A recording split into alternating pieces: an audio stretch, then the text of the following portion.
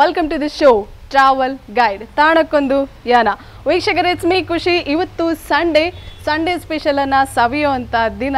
I know, but still if you are a collector, if you are an antiquarian, then here is a chance to make your Sunday as a super Sunday, because ಇವತ್ತು ನಾನು ನಿಮ್ಮನ್ನು ಕರ್ಕೊಂಡು ಹೋಗ್ತಾ ಇರೋದು ಮ್ಯೂಸಿಯಂಗೆ. Is there any museum in Mangalore? I know you guys are raising this question because ಸಾಕಷ್ಟು ಜನರಿಗೆ ಗೊತ್ತಿಲ್ಲ ಮಂಗಳೂರಿನಲ್ಲಿ ಒಂದು ಮ್ಯೂಸಿಯಂ ಇದೆ ಅಂತ. ಇವತ್ತು ನಾವು ಹೋಗ್ತಾ ಇರುವಂಥ ಮ್ಯೂಸಿಯಂ ಶ್ರೀಮಂತಿ ಬಾಯಿ museum Vijay. So let's go.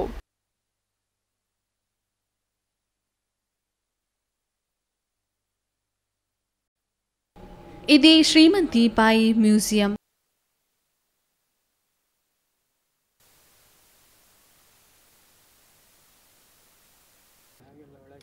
ಈ ಕಟ್ಟಡ ನಿರ್ಮಾಣ ಒಂದು ರೀತಿ ದೋಣಿ ಆಕಾರವನ್ನು ಹೊಂದಿದೆ.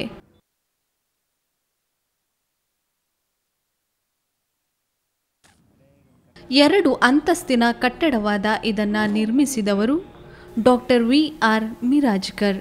ಭಾರತೀಯ ಸೈನ್ಯದಲ್ಲಿ ವೈದ್ಯ ವೃತ್ತಿಯನ್ನ ಮಾಡಿಕೊಂಡಿದ್ದ ಇವರು ತಮ್ಮ ನಿವೃತ್ತಿ ನಂತರ ತನ್ನ ತಾಯಿ ಶ್ರೀಮಂತಿ ಬಾಯಿ ಹೆಸರಿನಲ್ಲಿ 1960ರಲ್ಲಿ ಇದನ್ನು ಕಟ್ಟಿಸಿದ್ರು.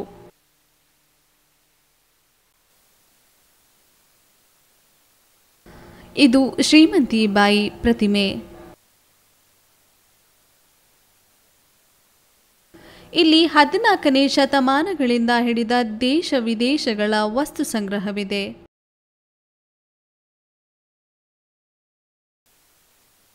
ಇಲ್ಲಿಗೆ ಬರಲು ನೀವು ಕತ್ರಿ ಮಾರ್ಗವಾಗಿ ಬಿಜೆಗೆ ಬರುವ ಯಾವುದೇ ಬಸ್ಸನ್ನು ಕೂಡ ಹಿಡಿಯಬಹುದು.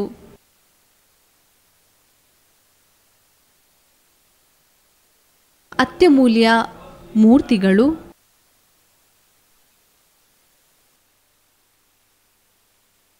ಇಲ್ಲಿ ಅತಿ ಹಳೆಯ ನಾಣ್ಯಗಳ ಸಂಗ್ರಹ,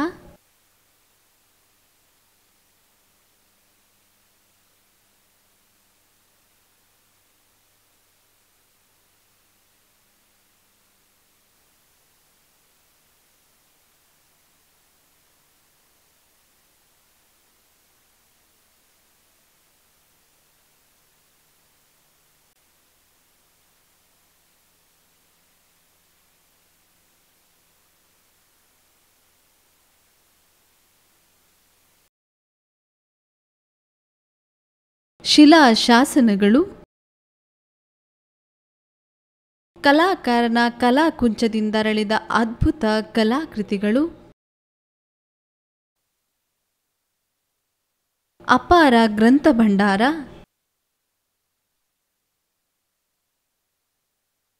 ಸ್ವಾತಂತ್ರ್ಯ ಹೋರಾಟಗಾರರ ಮಹತ್ತರ ಸಂತಸದ ಕ್ಷಣಗಳಲ್ಲಿ ಸೆರೆ ಹಿಡಿದ ಚಿತ್ರಣಗಳು,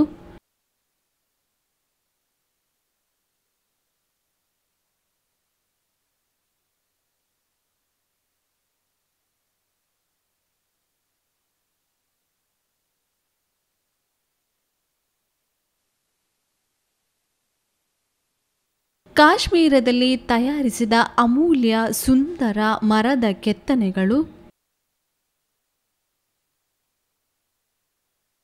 ಈ ಎಲ್ಲ ವಸ್ತುಗಳನ್ನು ನೋಡುತ್ತಿದ್ದಂತೆ ಒಂದು ಕ್ಷಣಕ್ಕೆ ನಿಂತ ವಾಸ್ತವವನ್ನೇ ಮರೆಸಿ ಗತಕಾಲಗಳತ್ತ ಪ್ರಯಾಣ ಬೆಳೆಸುತ್ತೆ ಇಲ್ಲಿನ ಸಂಗ್ರಹ. May 18 world museum day. ಈ ಪ್ರಯುಕ್ತ ಇಲ್ಲಿ ಒಂದು ವಸ್ತು ಸಂಗ್ರಹಾಲಯ ಸಪ್ತಾಹವನ್ನು ಹಮ್ಮಿಕೊಳ್ಳಲಾಗಿತ್ತು. ಈ ಮೂಲಕ ದೂರದೂರಿನಿಂದ ಬಂದ ವಿದ್ಯಾರ್ಥಿಗಳಿಗೆ, ನೆರೆದ ನಾಗರಿಕರಿಗೆ ಈ ವಸ್ತು ಸಂಗ್ರಹಾಲಯದ ಪ್ರಾಮುಖ್ಯತೆ, ಅವಶ್ಯಕತೆಯ ಬಗ್ಗೆ ಸಂಪೂರ್ಣ ಮಾಹಿತಿಯನ್ನು ನೀಡಲಾಗುತ್ತಿತ್ತು. ಈ ಕಾರ್ಯಕ್ರಮಕ್ಕೆಂದೇ ಭೇಟಿ ನೀಡಿದ ನಮ್ಮಲ್ಲಿ ತಮ್ಮ ಅಭಿಪ್ರಾಯವನ್ನು ಅವರು ಹಂಚಿಕೊಂಡಿದ್ದು ಹೀಗೆ. ವೀಕ್ಷಕರೇ, ಮೇ 18 ಅಂತಾರಾಷ್ಟ್ರೀಯ ವಸ್ತು ಸಂಗ್ರಹಾಲಯ ದಿನಾಚರಣೆ ನಡೆದಿದೆ.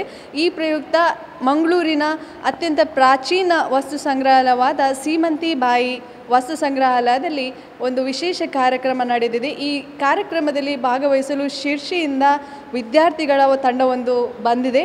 ಈ ತಂಡದಲ್ಲಿ ಒಬ್ಬರು ತಮ್ಮ ಅಭಿಪ್ರಾಯವನ್ನು ತಿಳಿಸಲಿಕ್ಕೆ ಮುಂದೆ ಬರ್ತಾ ಇದ್ದಾರೆ. ನಾನಿಲ್ಲಿ ವಸ್ತು ಸಂಗ್ರಹಾಲಯ ಸಪ್ತಾಹ 2014ಕ್ಕೆ ಇಲ್ಲಿ ಒಂದು ಚರ್ಚೆ ವಿಷಯ ಆಗಿ ಬಂದಿದ್ದೆ. ನಾನು MSRS ಕಾಲೇಜ್ ಶಿರುವದಿಂದ ಬಂದಿದ್ದು.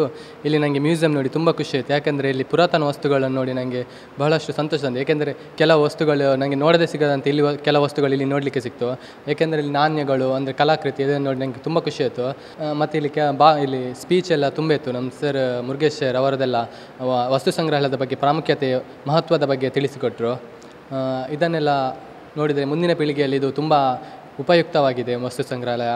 ಸೊ ಇದಕ್ಕೆ ಹೆಚ್ಚಿನ ಮಹತ್ವ ನೀಡಿ ಇನ್ನಷ್ಟು ಬೆಳವಣಿಗೆಗೆ ಆರ್ಥಿಕ ಸಹಾಯ ಮತ್ತು ಸರ್ಕಾರ ಹೆಚ್ಚಿನ ಮಹತ್ವವನ್ನು ವಸ್ತು ಸಂಗ್ರಹಾಲಯದ ಬಗ್ಗೆ ನೀಡಬೇಕಾಗ್ತದೆ. ಇನ್ನಷ್ಟು ಇಂಪ್ರೂವ್ ಮಾಡಿ ಮುಂದಿನ ಪೀಳಿಗೆಗೆ ಇನ್ನಷ್ಟು ಉಪಯೋಗವಾಗುವಷ್ಟು ನೋಡಿಕೊಳ್ಳಬೇಕು. ಅಂದರೆ ಇಲ್ಲಿ ತುಂಬ ನೋಡಿದಷ್ಟು ಇದು ಸಾಕಾಗಲಿಲ್ಲ. ಇನ್ನೂ ಸಹ ಎಷ್ಟು ನಾನು ಸ್ವಲ್ಪ ನೋಡಿದ್ದೆ, ಅಂದರೆ ಮೇಲೆ ಪ್ರೋಗ್ರಾಮ್ ಸ್ಟಾರ್ಟ್ ಆಯಿತು. ಇನ್ನೂ ಸಹ ನೋಡಬೇಕಂತ ಆಗ್ತಾ ಉಂಟು, ಅಂದರೆ ಫುಲ್ಲು ಸ್ಟಾರ್ಟಿಂದ ನೋಡಬೇಕಂತ ಆಗ್ತಾ ಉಂಟು ಇನ್ನೂ ಸಹ. ಅಂದರೆ ಅಷ್ಟು ಒಳ್ಳೆಯದುಂಟು ಇಲ್ಲಿ ಚಿತ್ರ ಮತ್ತೆಲ್ಲ ಪುರಾತನ ವಸ್ತುಗಳೆಲ್ಲ ನೋಡಿದೆ. ರೀತಿಯ ಸಂಗ್ರಹಗಳು ಹೌದು, ಎಲ್ಲ ರೀತಿಯ ಸಂಗ್ರಹಗಳು ಉಂಟು ಇಲ್ಲಿ. ನನಗೆ ತುಂಬ ಖುಷಿ ಆಯಿತು ಬಂದದ್ದಕ್ಕೆ.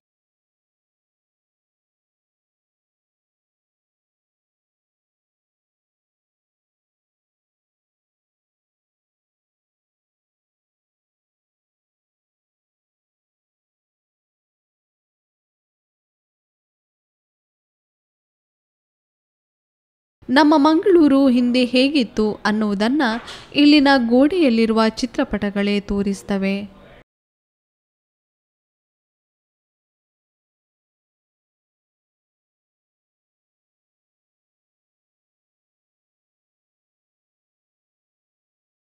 ಇಲ್ಲಿ ನಮ್ಮನ್ನು ಖುಷಿಪಡಿಸಿದ ಇನ್ನೊಂದು ಸಂಗತಿ ಎಂದರೆ ಈ ವಸ್ತು ಸಂಗ್ರಹಾಲಯದ ಮೇಂಟೆನೆನ್ಸ್ ಟೀಮ್.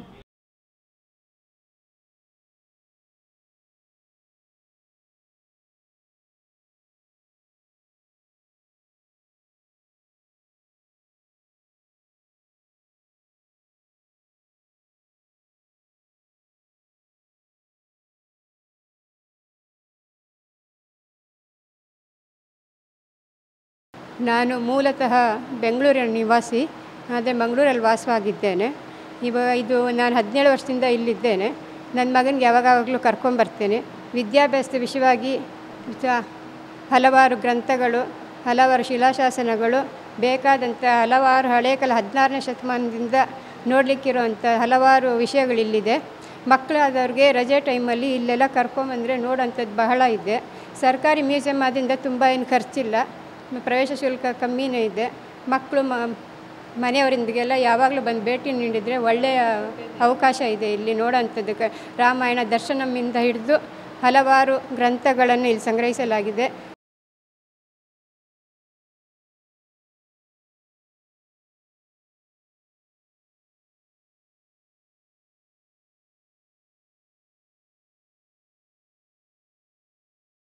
ಇದು ವುಡ್ ಕಾರ್ವಿಂಗ್ಸ್ ಆಫ್ ಚೀನಾ ದೇಶದ ಮರದ ಕೆತ್ತನೆಗಳು.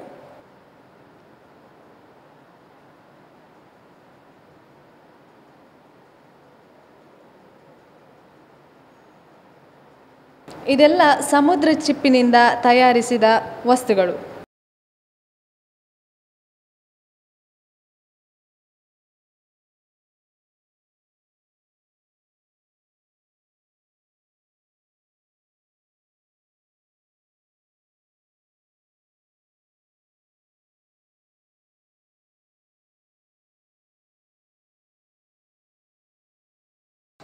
ಇದೊಂದು ಜೆರೂಸಲೆಮ್ ದೇಶದ ಕುರುಡು ಹುಡುಗರು ಮಾಡಿದ ಮುಚ್ಚಳವಿರುವ ಕೊಳವೆಯಂತಿರುವ ವಸ್ತು. Pipelike article with the lid made by blind boys of Jerusalem. ಇದರ ಮೇಲೆ ಬೆಳ್ಳಿಯ ಅರಬಿಕ್ ಅಕ್ಷರಗಳನ್ನು ಕೂಡ ಜೋಡಿಸಿದ್ದಾರೆ.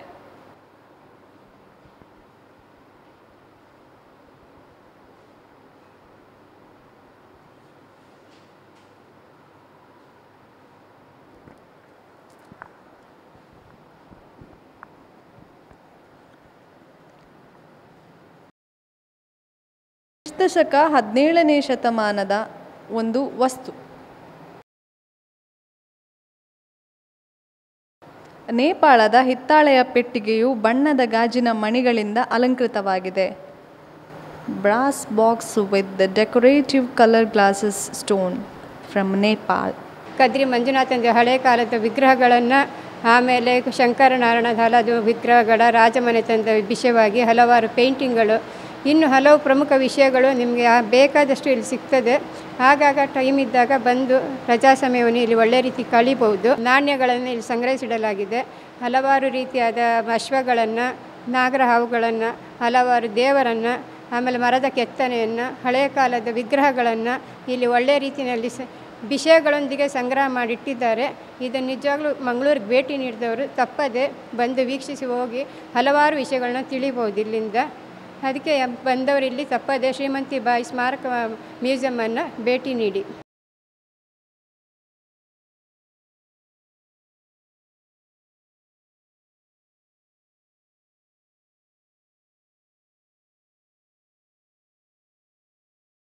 ಇಲ್ಲಿನ ಕೆಲಸಗಾರರು, ಅಧಿಕಾರಿಗಳು ಸಂಗ್ರಹಾಲಯದ ಒಳಾಂಗಣ ಮಾತ್ರವಲ್ಲದೆ ಹೊರಾಂಗಣದಲ್ಲಿ ಇರುವ ಸುಂದರ ಗಾರ್ಡನ್ನ ಶುಚಿತ್ವವನ್ನು ಕಾಪಾಡಿಕೊಂಡಿರುವುದು.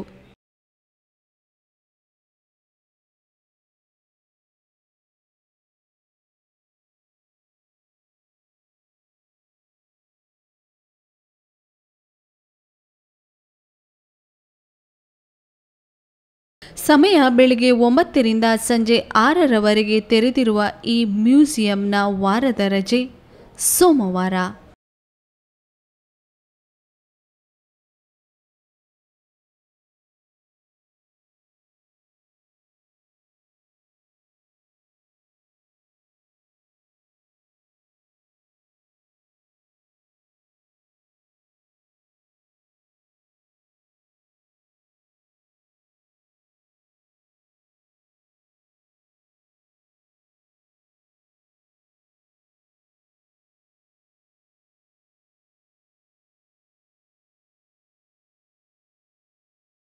ಇವಿಷ್ಟು ಬಿಜೆ ಮ್ಯೂಸಿಯಂನ ಬಗ್ಗೆ. ಆದರೆ ಇದೇ ರೀತಿ ಇನ್ನೊಂದು ಮ್ಯೂಸಿಯಂ ಇದೆ, ಅದೆಲ್ಲಿ ಅಂತ ನೋಡೋಣ after a small break.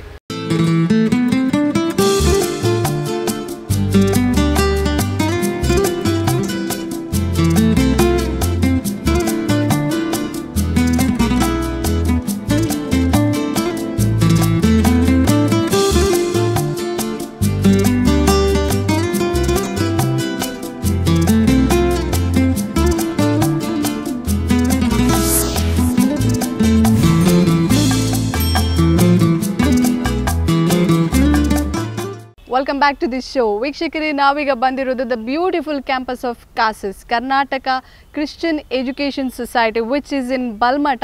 Balmatta Jyothi ಎರಡೂ ಒಂದೇ. ನೀವು ಬಲ್ಮಠ ಬಸ್ ಸ್ಟ್ಯಾಂಡ್ನಲ್ಲಿ ಇಳ್ಕೊಂಡ್ರೆ right behind to that we can find this beautiful campus.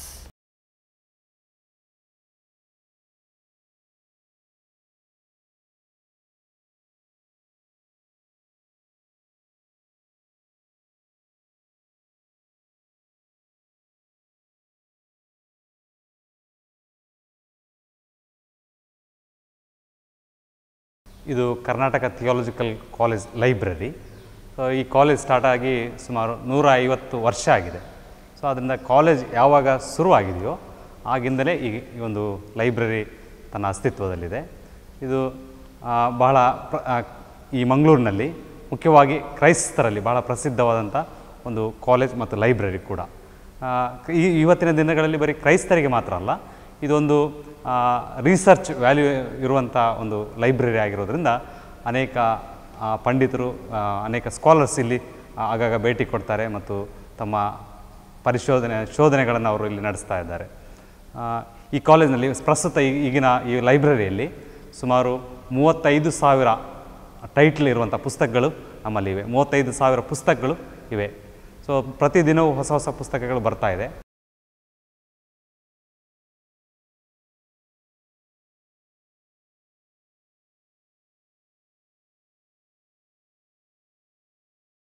ಇದರಲ್ಲಿ ಮುಖ್ಯವಾಗಿ ಇವತ್ತು ನಮ್ಮಲ್ಲಿರುವಂಥ ಪುಸ್ತಕಗಳು ಥಿಯಾಲಜಿಕಲ್, ಅದಕ್ಕೆ ಸಂಬಂಧಪಟ್ಟಂಥ ದೈವಶಾಸ್ತ್ರಕ್ಕೆ ಸಂಬಂಧಪಟ್ಟಂಥ ಪುಸ್ತಕಗಳಾಗಿವೆ. ಯಾಕೆಂದರೆ ಇದು ನಮ್ಮ ಕಾಲೇಜ್, ಇದು ಒಂದು ಸೆಮಿನರಿ, ಪ್ರೀಸ್ಟನ್ನು ತರಬೇತಿ ಮಾಡುವಂಥ ಒಂದು ಸೆಮಿನರಿ ಆಗಿದೆ. ಸೊ ಈ ಸೆಮಿನರಿಯಲ್ಲಿ ಮುಖ್ಯವಾಗಿ ನಾವು ಕಲಿಯುವಂಥ ದೈವಜ್ಞಾನ ಶಾಸ್ತ್ರ, ಅದಕ್ಕೆ ರಿಲೇಟೆಡ್ ಇರುವಂಥ ಎಲ್ಲ ಪುಸ್ತಕಗಳು, ಹೆಚ್ಚಿನ ಪುಸ್ತಕಗಳು ನಮ್ಮಲ್ಲಿವೆ. ಇದರೊಟ್ಟಿಗೆ ನಮ್ಮ ಈ ಲೈಬ್ರರಿ ಒಂದು ಆಸಕ್ತಿಯನ್ನು ತೋರಿಸಿ ಮುಖ್ಯವಾಗಿ ಸೌತ್ ಕೆನರಾ ಹಿಸ್ಟ್ರಿ, ದಕ್ಷಿಣ ಕನ್ನಡ ಈ ಜಿಲ್ಲೆಯ ಒಂದು ಇತಿಹಾಸ ಮತ್ತು ಕನ್ನಡ ಭಾಷೆಯ ಬಗೆಗಿನ ಸಾಹಿತ್ಯ ಮತ್ತು ಅದೇ ವೇಳೆ ತುಳು ಭಾಷೆ ಬಗೆಗಿನ ಸಾಹಿತ್ಯ ಈ ವಿಚಾರಗಳನ್ನು ಒಳಗೊಂಡಂಥ ಅನೇಕ ಬುಕ್ಸ್ ಇರ್ಬೋದು ಅಥವಾ ಯಾವುದೋ ಅದಕ್ಕೆ ಸಂಬಂಧಪಟ್ಟಂಥ ಮೆಟೀರಿಯಲ್ಸ್ ನಾವು ಕಲೆಕ್ಟ್ ಮಾಡಿದ್ದೇವೆ. ಈ ಮೆಟೀರಿಯಲ್ಸ್ ಮುಖ್ಯವಾಗಿ ಮಿಷನರಿಗಳು ಕೂಡ ಇದಕ್ಕೆ ಕಾಂಟ್ರಿಬ್ಯೂಟ್ ಮಾಡಿದ್ದಾರೆ, ಅವು ಇದೆ. ಮಾತ್ರವಲ್ಲ, ಹೊರಗೆ ಇರುವಂಥ ಮೆಟೀರಿಯಲ್ಸ್ ಕೂಡ ನಾವು ಕಲೆಕ್ಟ್ ಮಾಡಿ ಸ್ಟೋರ್ ಮಾಡಿದ್ದೇವೆ. ಮುಖ್ಯವಾಗಿ ಅವೆಲ್ಲವನ್ನು ಆರ್ಕೈವ್ಸಲ್ಲಿ ನಾವು ಸ್ಟೋರ್ ಮಾಡಿಟ್ಟಿದ್ದೇವೆ. ಸೊ ಇದು ನಮ್ಮ ಇವತ್ತಿನ ವಿದ್ಯಾರ್ಥಿಗಳಿಗೆ ಮಾತ್ರವಲ್ಲ, ಹೊರಗಿನಿಂದ ಬರುವಂಥ ಎಲ್ಲ ಸ್ಕಾಲರ್ಸ್ಗೆ ಇದು ಭಾಳ ಅನುಕೂಲ ಆಗ್ತದೆ.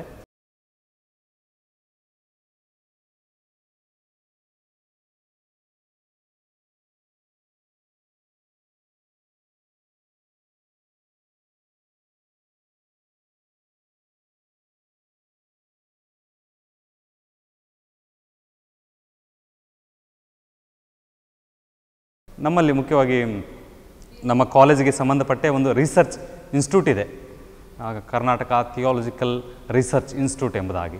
ಸೊ ಈ ಇನ್ಸ್ಟಿಟ್ಯೂಟ್ ಅದು ಹಂಪಿ ಯೂನಿವರ್ಸಿಟಿಗೆ ಅಫಿಲಿಯೇಟೆಡ್ ಆಗಿದೆ. ಸೊ ಅದರಿಂದ ಅಲ್ಲಿ MPhil ಮತ್ತು PhD ಪ್ರೋಗ್ರಾಮ್ಸ್ ನಡೀತದೆ. ಆ ಒಂದು ವಿದ್ಯಾರ್ಥಿನಿಯರು ಕೂಡ ಸಂಶೋಧಕರು ಕೂಡ ಈ ಒಂದು ಲೈಬ್ರರಿನ ರೆಫರ್ ಮಾಡ್ತಾರೆ.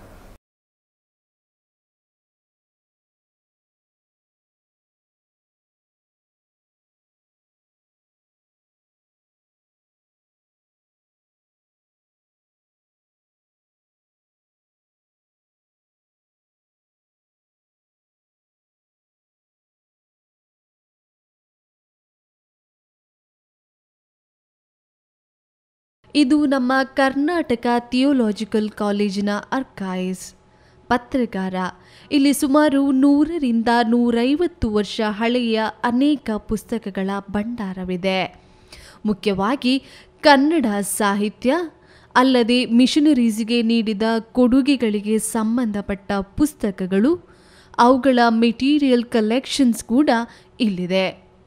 ಅನೇಕ ಸಾಹಿತಿಗಳು, ಸಂಶೋಧಕರು, ಪಂಡಿತರು ಪ್ರತಿದಿನ ಭೇಟಿ ನೀಡುವ ಇಲ್ಲಿ ಬಹಳಷ್ಟು ಬೆಲೆಬಾಳುವ ತುಳು ಸಾಹಿತ್ಯ, ಕನ್ನಡ ಸಾಹಿತ್ಯ, ಇಂಗ್ಲಿಷ್ ಸಾಹಿತ್ಯಗಳ ದೊಡ್ಡ ಸಂಗ್ರಹವಿದೆ. ಅಲ್ಲದೆ ದೈವಜ್ಞಾನ ಶಾಸ್ತ್ರಕ್ಕೆ ಸಂಬಂಧಪಟ್ಟ ಅನೇಕ ಸಾಹಿತ್ಯಗಳ ಜ್ಞಾನ ಭಂಡಾರವೇ ಇಲ್ಲಿದೆ.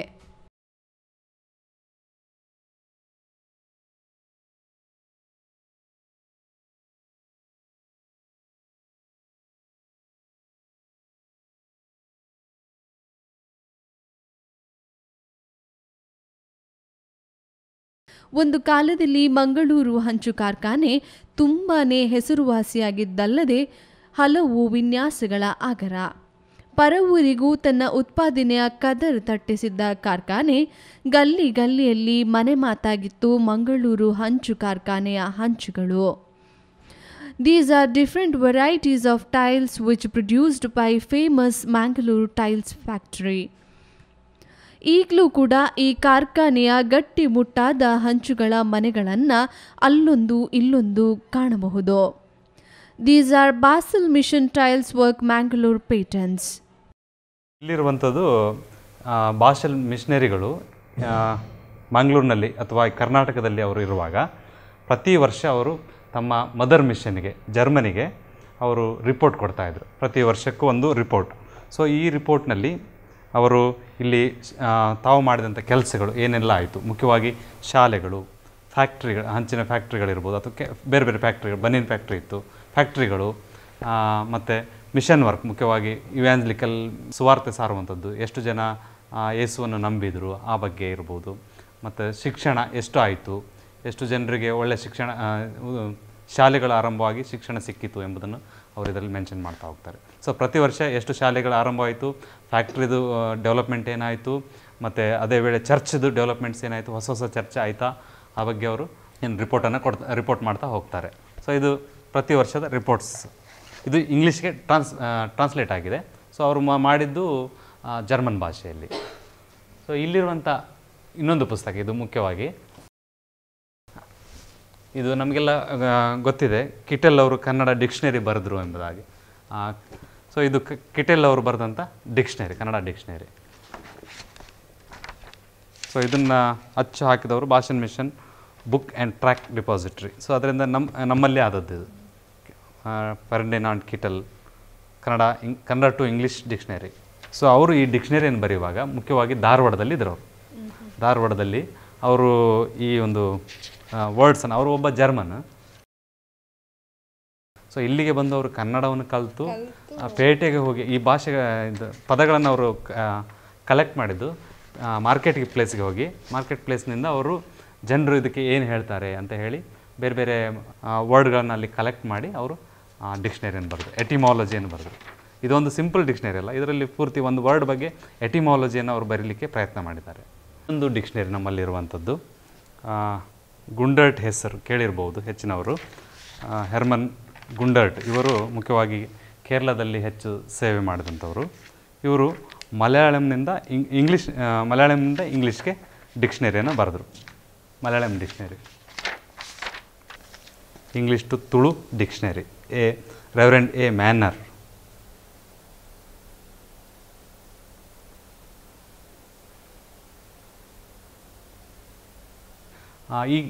ನಮ್ಮ ಕಾಲೇಜನ್ನು ಆರಂಭ ಮಾಡಿದಂಥ ಮೊದಲ ಪ್ರಿನ್ಸಿಪಾಲ್ ಕೂಡ ಅವರು ಡಾಕ್ಟರ್ ಹೆರ್ಮನ್ ಮೋಗ್ಲಿಂಗ್ ಎಂಬುದಾಗಿ.